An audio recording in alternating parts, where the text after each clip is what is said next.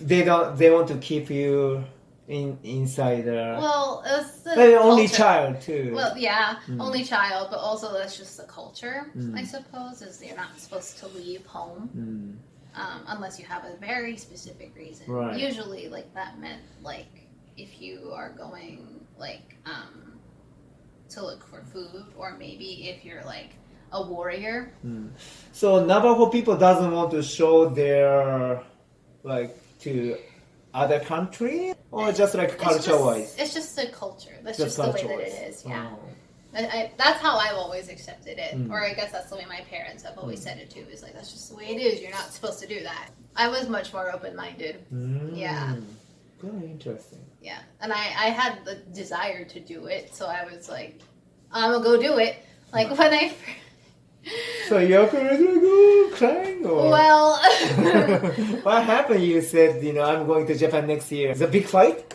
So when I first wanted to study abroad, I already had a program in mind, and it was like 5 years ago. Yeah. Oh, okay. It was to come to Japan, and I started filling it out, and I think like a month or so before the application was due, I dropped it on my parents. I was like, by the way, I'm filling out this application to study abroad, and they were like, excuse you? What did you just say? Who said, your mom or dad? My mom was the most mad. I think my dad was just shocked more than anything, but my mom was so mad. Oh, yeah. Okay, then what happened? Wow. Well, they kind of had to just accept it because I wasn't going to change my mind about it. They weren't happy about it, but I was also like, I put my foot down. I was like, well, I want to do it. That's my life. Yeah. And I I played devil's advocate with them. Devil's advocate. It's it's a saying. It's a phrase in America where you kind of it means you turn the argument on the other person, I suppose. So when I first came to my university, the intention was I'm going to leave home, I'm going to leave the reservation, but it's for the purpose of education, which is something that's very valuable to my family and to myself. So that was the purpose of coming to the university. So I played devil's advocate and I switched it on them like that. Well, I'm not going to Japan for nothing. I'm going because education. Nice. And they were like, well, still not happy, but works. Exactly. And I won that argument. I see. And how about this time? This time it's a for live, right? Yeah. So it's quite different for visiting. You're during the university, but this time it's a graduate university and you came here. So what happened to your family? And it was more big. That was actually kind of a longer fight. Really? Yeah. With your mom? With everyone. Everyone? No. Yeah. Okay. Everyone. Wow. Yeah. So I never thought about getting my master's degree. If anything, I thought I was going to get it until much later when I was a little bit older. So I initially applied for my program back in 2019 when I was I was a senior in university. So it was my very last year at university for my bachelor's degree. And I applied for my program back then.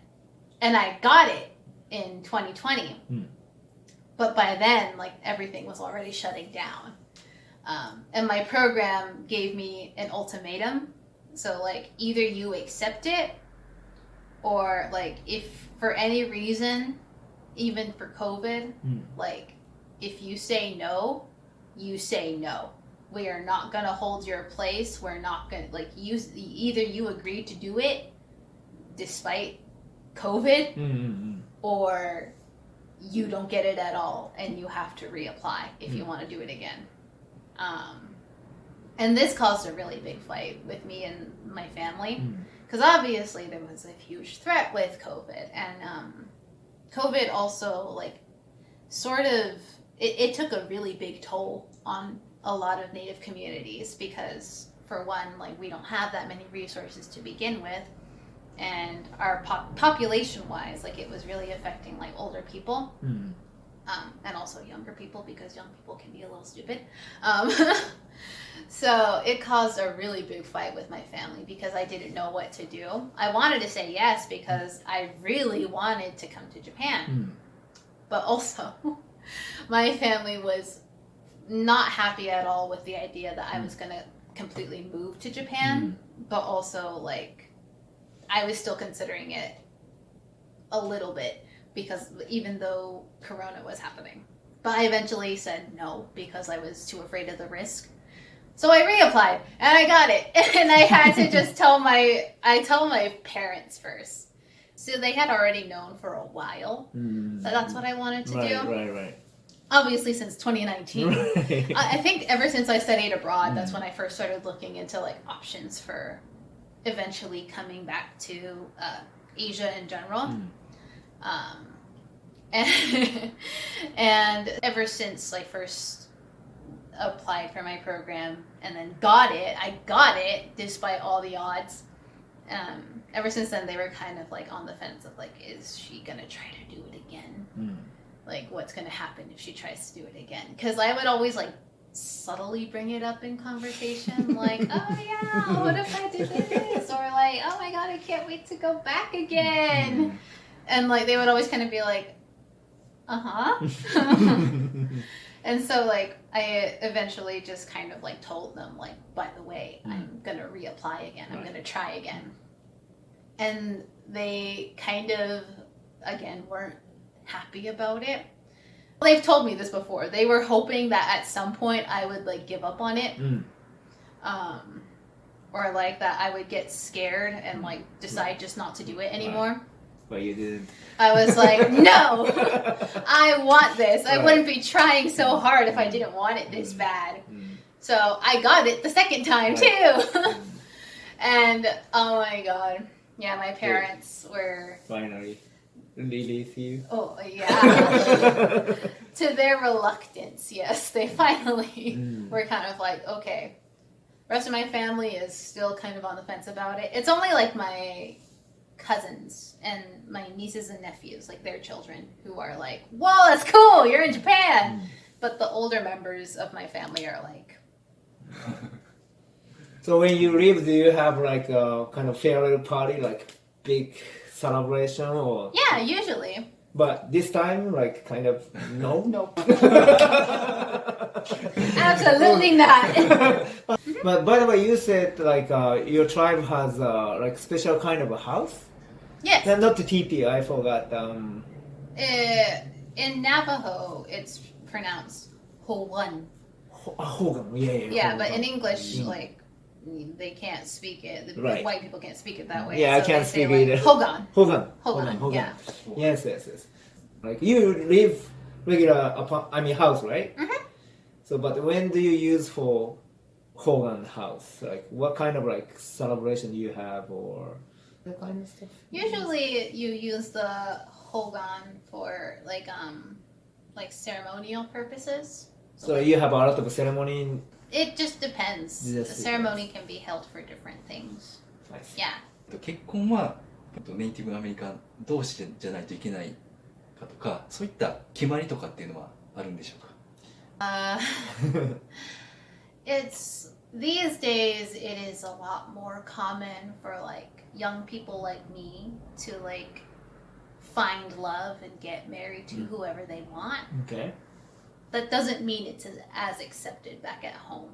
Oh, it's not. You can't accept? It just it depends on the family. Like sometimes the family is super accepting.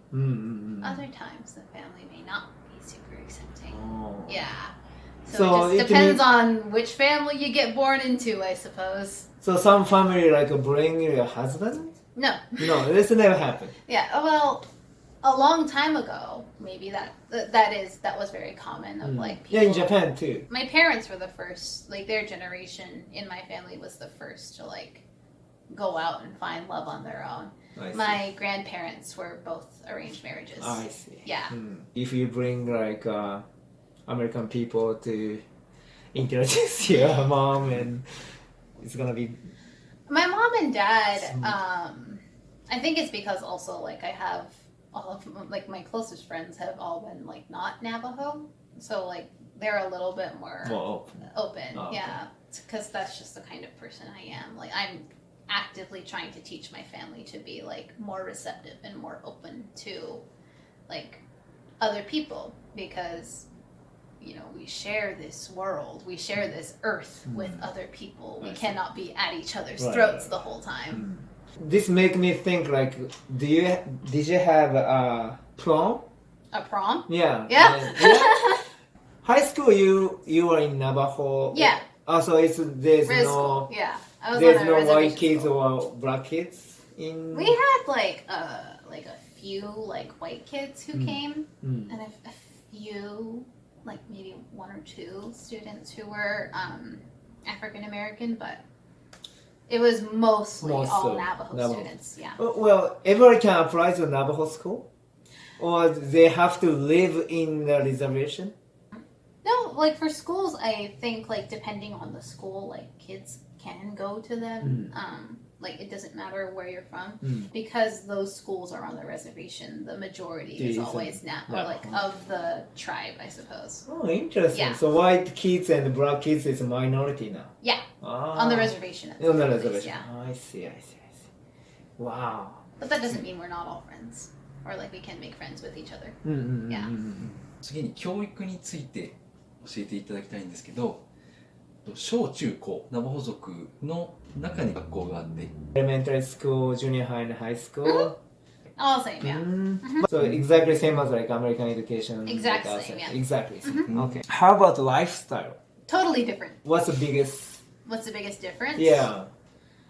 I think, well, to me, the biggest difference is like how Navajo people view family, and then how or at least white people view family, or what the common American concept of family is. Okay. So for me, I grew up very close to like, I knew all of my aunts and uncles, but I knew my grandparents. Like my cousins were like basically my brothers and sisters growing up, though I had no brothers and sisters. They acted like my brothers and sisters. Like family is like one of the absolute centers of Navajo culture. Like families are very, very strong. Okay. When I see it from the typical American perspective, it doesn't seem to be that way. Because I've had friends in the past who didn't grow up that way, who are very much like, I met my uncle like twice in my life, or like sometimes like every other like 10 years, like my family will go and visit my grandparents, and that concept is so foreign to me. I don't understand that. And it's also like typical American families are of the mentality of like, once you hit 18, you're an adult, you're on your own, go fend for yourself. My family has never been that way. My mom's and my grandma's favorite thing to say is like, I don't care how old you are still my child. Lovely, yeah. Yeah, so there's always that kind of like connectivity to family. So that's, I think, the biggest difference between how I was raised and how I think typical American families probably were. Okay, so like family values. Yeah, very, very high. How about food and stuff? Totally different. Oh, yeah. Well, food, it depends. So we have our own traditional foods, but we also have foods that are kind of like borrowed from other people. Sheep is the traditional food for my people. So a lot of our dishes include like sheep meat. And that's something that I grew up eating a lot. I used to really like absolutely eat it up. I miss it to this day. I can't wait to go back home and eat like good mutton. But also like there are some foods that are from different cultures. So for example, like fry bread. Fry bread is a staple of native food, and a lot of different tribes all across the country make fry bread, their own versions of fry bread. But it's flour for us. Blue flour. Bluebird flour. Bluebird flour. Yeah, oh my god. Yes. Yeah. I checked the YouTube as well. Yeah, the white bag with Yes, the bluebird yes, on yes. it. Oh my god. That's you guys use, right? Yeah, it says you cannot make fry bread with any other flour. Will not make any other. So you have the way we make it, or the way I was raised to make it, was flour, baking powder, and hot water and salt. Different tribes will make it differently. But obviously, like, except for water, those three other ingredients are something fairly foreign, traditionally speaking, foreign to the palate, the native palate, is something that was introduced to us through like American colonial settlers. Yeah. Very interesting. Okay.